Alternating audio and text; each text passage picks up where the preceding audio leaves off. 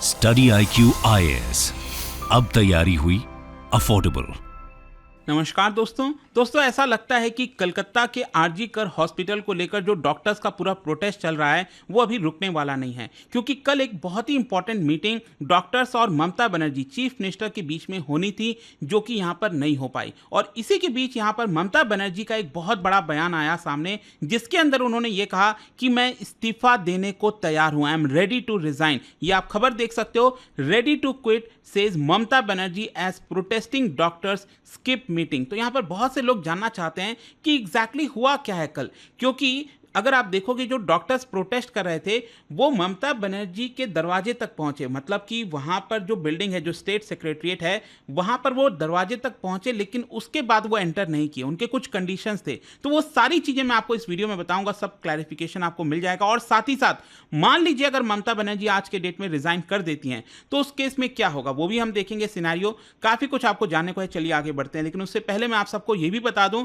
कि 10th anniversary पर study IQ आपको एक्स्ट्रा डिस्काउंट दे रहा है हमारे सभी यूपीएससी कोर्सेज में। तो हमारा अगर कोई भी प्रतिज्ञा प्लस बैच आप लेना चाहते हैं तो you can join by using this code Ankit live, और इसका जो लिंक है वो कमेंट सेक्शन में दिया हुआ है ताकि आप मैक्सिमम डिस्काउंट ले सकें। और इसके अलावा अगर आप एमसीक्यूज अटेम्प्ट करना चाहते हैं तो मेरे इंस्टा पेज पर जाइए, वहां पर स्टोरीज में जितने भी एमसीक्यूज हैं उसको भी आप अटेम्प्ट कर पाएंगे।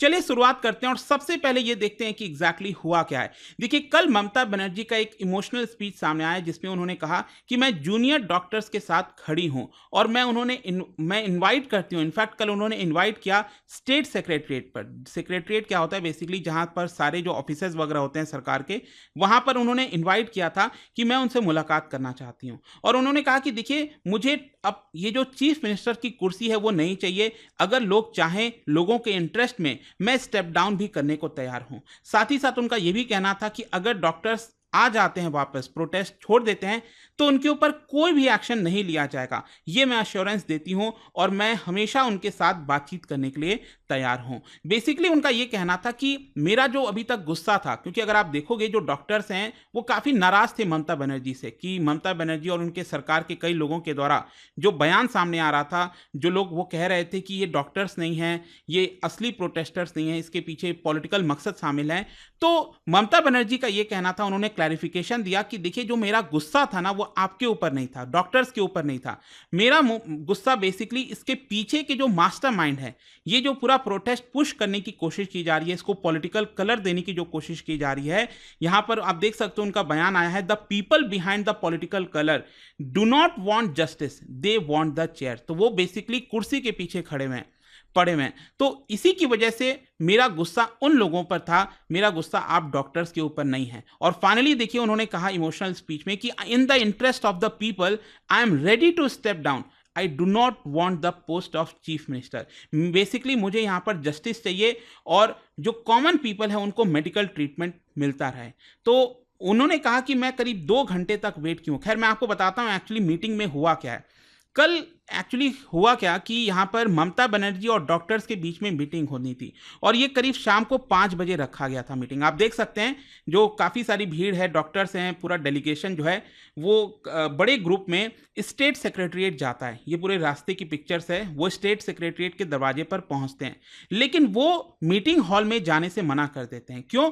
क्योंकि उनकी एक बहुत ही इंपॉर्टेंट डिमांड थी डॉक्टर्स की, प्रोटेस्टर्स की। उनका कहना था कि हम चाहते हैं कि ये जो मीटिंग हो रही है चीफ मिनिस्टर और प्रोटेस्टर्स के बीच में, इसका लाइव ट्रांसमिशन किया जाए। मतलब जो भी बातचीत होगी वो लोगों को पता होना चाहिए। हम चाहते हैं कि इसका प्रॉपर लाइव ट्रांसमिशन किया जाए। लेकिन सरकार का ये कहना था, देखिए, हम ये मांग आपकी नहीं मान सकते, क्योंकि ये पूरा मुद्दा अभी सुप्रीम कोर्ट के अंदर चल रहा है और इसी की वजह से हम नहीं चाहते कि यहाँ पर लाइव ट्रांसमिशन हो। और बेसिकली सरकार ये कह रही थी कि अगर आप चाहें तो हम इसको रिकॉर्ड कर सकते हैं पूरे सेशन को, लेकिन हम इसका लाइव ट्रांसमिशन नहीं कर सकते। ऑल्दो सरकार का यह भी कहना था कि आपकी बाकी जो मांगे थी वो हमने मान ली हैं। जैसे कि पहले जो डेलीगेशन मिलना चाह रहा था ममता बनर्जी से, तो उसमें बोला गया था सरकार की तरफ से 15 लोग मिल सकते हैं, लेकिन प्रोटेस्टर्स का कहना था कि नहीं, कम से कम 33 लोग होंगे। तो 33 लोगों की जो मांग है वो सरकार ने मान ली। लेकिन ये वाला जो मांग है ना यहाँ पर लाइव प्रोसीडिंग्स का,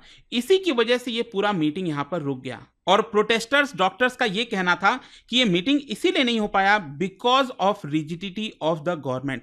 अगर गवर्नमेंट ये सिंपल सी मांग को मान लेती तो ये पूरा मीटिंग हो सकता था और हो सकता था कि शायद ये जो पूरा प्रोटेस्ट है वो भी यहाँ पर खत्म हो जाए। लेकिन चीफ मिनिस्टर देखिए एक्चुअली क्या हुआ कि जब ये मीटिंग नहीं हो पाया और करीब 5 बजे ये मीटिंग होनी थी, आप देख सकते हैं ममता बनर्जी वो यहाँ पर बैठी हुई हैं और एक सेमी सर्कल में ये बहुत सारे चेयर लगे हुए हैं। तो ये चेयर उन्हीं के लिए लगे हुए थे, जो प्रोटेस्टर्स थे, जो डॉक्टर्स थे, वो इस बिल्डिंग के जस्ट बाहर ही खड़े थे, लेकिन वो गेट से एंटर नहीं किया। उन्होंने कहा कि जैसे ही हमारी ये वो लाइफ प्रोसीडिंग वाली मान ली जाएगी वैसे ही हम आकर मीटिंग अटेंड कर लेंगे। आप देख सकते हैं ममता बनर्जी ने भी इसके बारे में बताया और फोटो भी रिलीज की गई पब्लिक में। कहा कि देखिए मैं करीब 2 घंटे से यहाँ पर बैठी हुई हूँ और जो मेरे सीनियर ऑफिशियल्स हैं वो भी यहाँ पर बैठे हुए हैं और कल भी मैंने इंतजार किया था, उसके बावजूद भी यहाँ पर जो प्रोटेस्टर्स हैं वो मीटिंग में शामिल नहीं हुए। और इसके अलावा यहाँ पर एक्चुअली ये 2 घंटा इंतजार करने के बाद ममता बनर्जी ने प्रेस कॉन्फ्रेंस की, मीडिया पर्सन से बातचीत की। उसमें यहाँ पर उन्होंने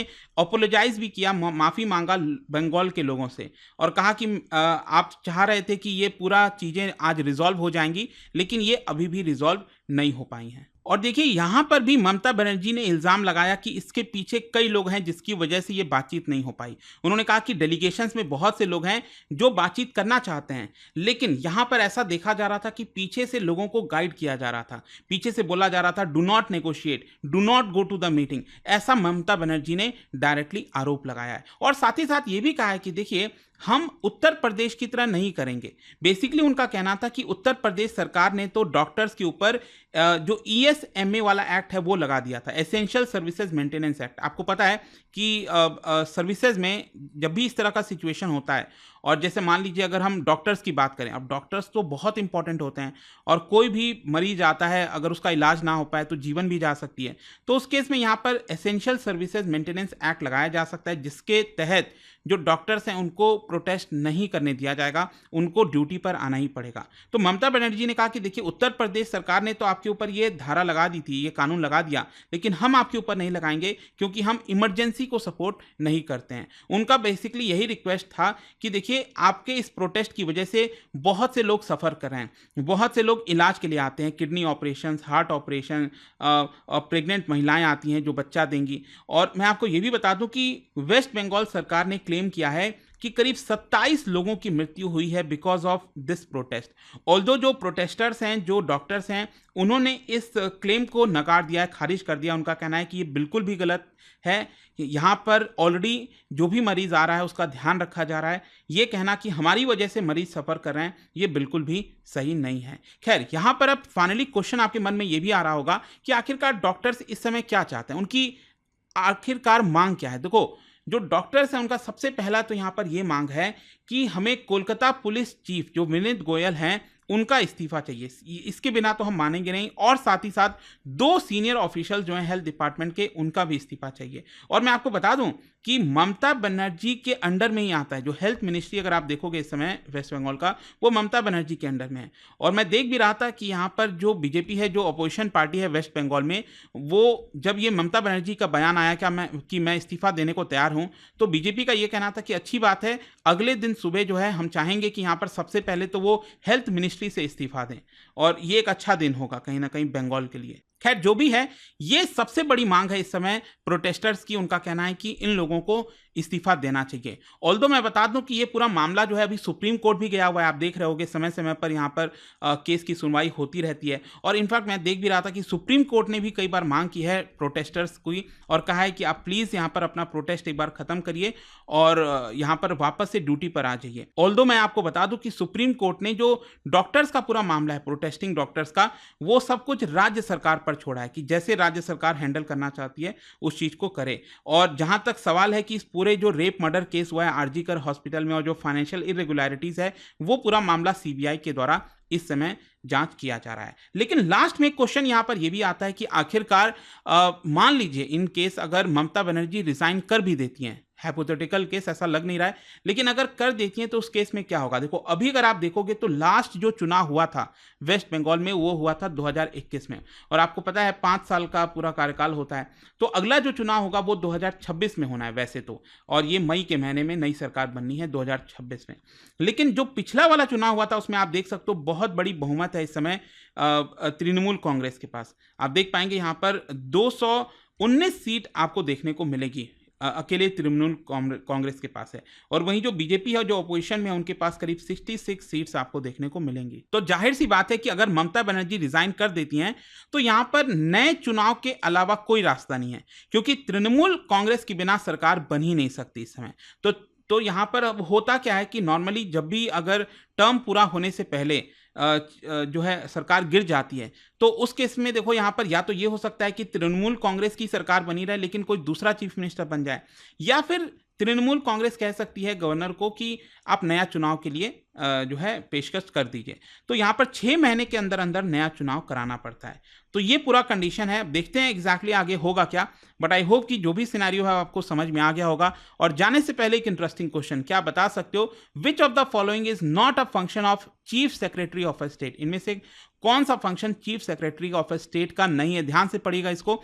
और इसका राइट आंसर आप सबको पता है, मेरे इंस्टाग्राम पर तो मिलेगा ही, वहां पर अगर आप नहीं हो कोई बात नहीं, टेलीग्राम से ले सकते हैं इसका सही उत्तर। मैं कई सारे जो एमसीक्यूज हैं वो यहाँ पर स्टोरीज में डालता रहता हूँ। अगर आपको पीडीएफ चाहिए तो टेलीग्राम पर आइए, अलग अलग सोशल मीडिया पर आप जुड़ पाओगे। और जैसा मैंने आपको बताया, अगर आप यूपीएससी की तैयारी कर रहे हैं, कोई भी बैच चाहते हैं, you can simply use this code Ankit live to get maximum discount. And I hope की वीडियो आपको पसंद आया होगा। मिलता हूं आपसे next time. Till then thank you very much, see you soon.